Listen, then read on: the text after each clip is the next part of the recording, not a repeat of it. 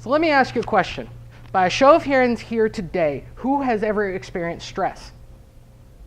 All right, keeping your answer in mind, let me tell you a little story and see if you come to the same conclusion after. It was 2010. We're on a foot patrol in Afghanistan when suddenly, behind me, a large explosion happened. The man here lost both his legs and his left testicle. So, keeping your answer in mind, by a show of hands here, who thinks they have ever experienced stress before? Well, everybody that kept their hands down, you're dead wrong. Why? Because stress is dangerous. Did you know that according to the APA, stress is linked to the 6 leading causes of death in America? That's the American Psychological Association. So, my goal here today is to help you understand that you are stressed or will become stressed in the very near future. And I intend to give you the knowledge and the skills that will help you develop a technique that will help you combat the stress wherever you may find it. So, what makes stress so dangerous? I can go into a long-winded speech about how it's an evolutionary development, about how it's your body's natural defenses to prepare you for damage. I could also go and further tell you about all the chemical processes that happen within your body, and how that allows you to prepare for damage and how it interacts with one another. But I'm guessing that the audience would prefer I did not. So why should you care about stress? Well, stress is one of the biggest killers on the planet. And when you stress, the same chemicals that protect you are also slowly killing you. Bit by bit, with each stressful attack, your immune system and your heart are attacked and damaged. Your physical and mental, this physical and mental toll is enacted upon your body. And no one likes paying tolls, especially in DC. They cost too damn much. That leads me in to the history of stress. Everybody stresses, but for our ancestors, stress was much different than anything we deal with today. If you were injured from a predator or an angry enemy with a spear, there was no surviving that. There was infections and there was death. So what about homesteading in the 1800s? Sounds romantic, right? Lovely scenic views, just you and nature, maybe a loved one or two. Well, you want me to tell you what it was like for them? For their early American pioneers? Well, the only food you had is what you grew or you hunted.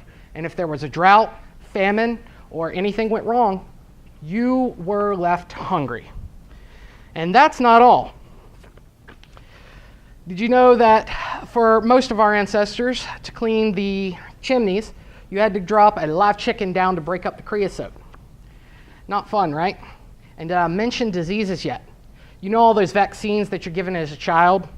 Well, according to the Journal of Infectious Diseases, you had to contend with polio, measles, mumps, chickenpox, smallpox, influenza, diphtheria, tetanus, typhoid, and whooping cough, just to name a few. There were many more. But hey, there was at least opium, so you could get high.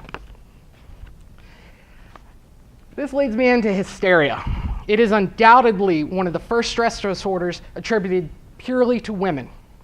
First documented in Egypt, and until Sigmund Freud, was considered an exclusively female disease.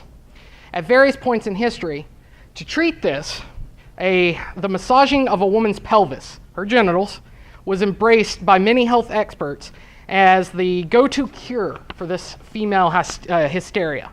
And according to Psychological Today, physician-assisted proximity, manipulation of the genitals, was firmly entrenched in Europe and the US to provide a financial godsend, and provided a financial godsend to many doctors. So, speaking of stress, so how should you deal with stress? Well, according to the APA, there's typically 3 types of stress. You have acute, distress, and chronic stress. Acute is immediate response, so your immediate reaction for what you feel, blood flow, and your immediate responses. Your distress is uncontrollable, prolonged, overwhelming stress. And your chronic stress is anything that stays around for 2, if not longer than 2 weeks. There's the 3-step process. You want to identify your type of stress. You want to mitigate that stress. How do you mitigate a stress? Well, it can be anything from breathing exercises on down to exercising physically. You need to find something that de-evolves this stress that you have produced. Now, today I went over stress causes, the history of stress, and stress relief. I want you to remember one thing today. You may have a hard time navigating your own type of stress, but find a technique that works for you and stick with it. That is the biggest factor. Now, I want you to realize I've dealt with various types of stress, some worse than others, but I've navigated it, and so can you.